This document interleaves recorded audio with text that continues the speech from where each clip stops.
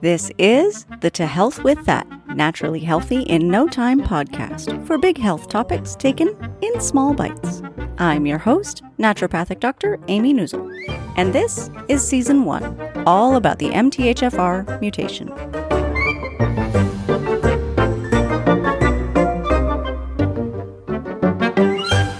This week, I want to revisit the idea of detoxification. So MTHFR and detoxification, as we've talked about before, are intimately linked. Having a methylation issue impairs detox of many substances, including heavy metals and hormones. But also, when those branches of detoxification are impaired, it generally affects the speed at which other substances are able to be eliminated. So, actively supporting these elimination pathways is a huge part of the MTHFR lifestyle. The problem is that anybody who's ever had a hangover knows that being toxic comes with symptoms. Sadly, lots of people who have done cleanses also know that cleansing too quickly comes with symptoms. I can certainly say, firsthand, that doing an intense cleanse is fraught with difficulty. When I was a student, well before I knew anything about MTHFR or its consequences, or that I have it, a good friend was bulk ordering these cleanse kits at a discount because this is the sort of weird geekery that we engaged in. The cleanse involved a limited diet that tapered down to like a total water fast over the course of 6 weeks, along with some heavy-duty liver something, clay as a binder, and a massive dose of fiber. I won't go into the gory details, but there were some gory details.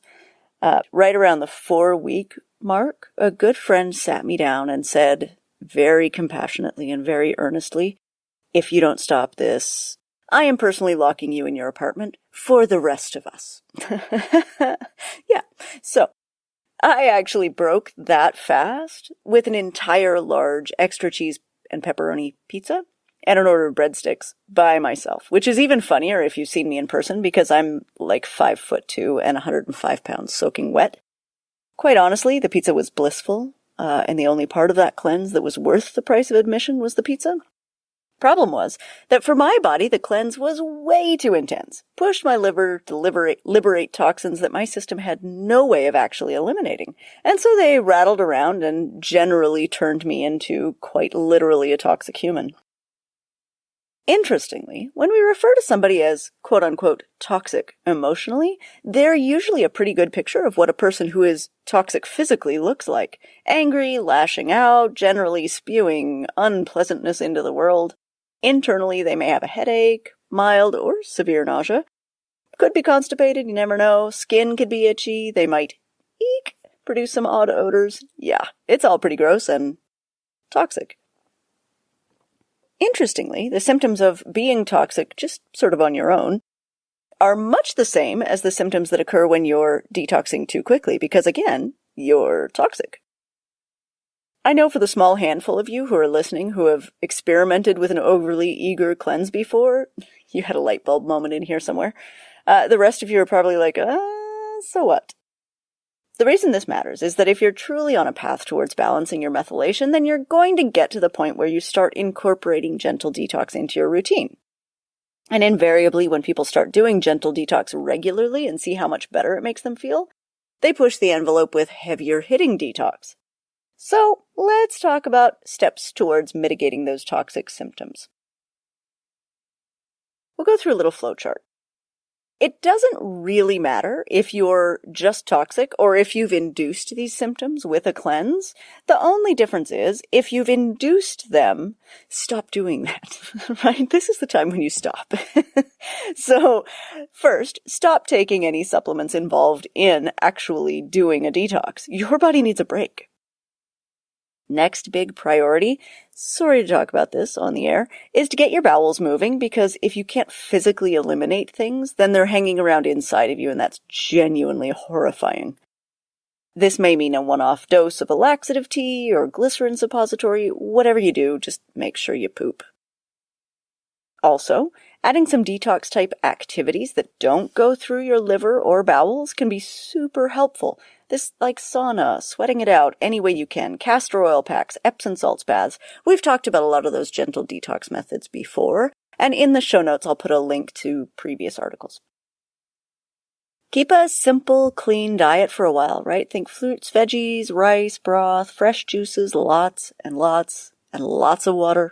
Avoid the alcohol, refined sugars, processed foods until the symptoms have died down. That'll help too. And sleep more, like as much as you physically can, and generally give your body a little bit of a break. Whether you did this to yourself or it's just happened because of life, take a breather, right? Do a little bit of gentle self-care. Starting in April, join me, Dr. Amy, for this once-only beta test group of my 10-week MTHFR 101 course. We'll have weekly Zoom talks, Q&A sessions, and you'll get lots of resources to get your MTHFR journey started right. Shoot me an email, amy@tohealthwiththat.com. See you there. There are also some MTHFR safe detoxes out there. In general, I warn people away from detox kits unless they're like a total pro with detoxes and they can read their body's signs and symptoms effectively and already know how to counter any adverse reactions. But just because we don't do packaged kits very well doesn't mean we can't detox. First off, there's a method that I love. It's called intermittent fasting. It's basically easier than regular living. So I love it. It's easy, it's safe, it's extremely well researched in all kinds of areas, but especially in promoting longevity, which is a great thing. It's just about the simplest and most effective health hack that I've ever found. If you want to do a 24-hour fast, here's how you do it. Have a dinner like usual. Don't eat after dinner. Skip breakfast and lunch and snacks the next day and drink plenty of water, maybe with a little bit of lemon in it if you're, feeling like it. If you're not a lemon fan, leave that out. Around the same time as you had dinner the night before, have a healthy, simple dinner. Maybe some salad, soup, lean protein. Great. So that was it. It is literally the easiest possible health boost because there is actually less effort involved than you take on a normal day because you don't have to fix like breakfast, lunch, snacks, right? You just drink water. 36-hour fast, also easy. It's the same thing, right? Have dinner the night before, skip all the food the next day, drink a ton of water, blah, blah, blah, get up the following morning. So you've had one full, what feels like a day to us, without food. You get up the next morning, which is roughly 36 hours later, and eat a healthy breakfast. Done.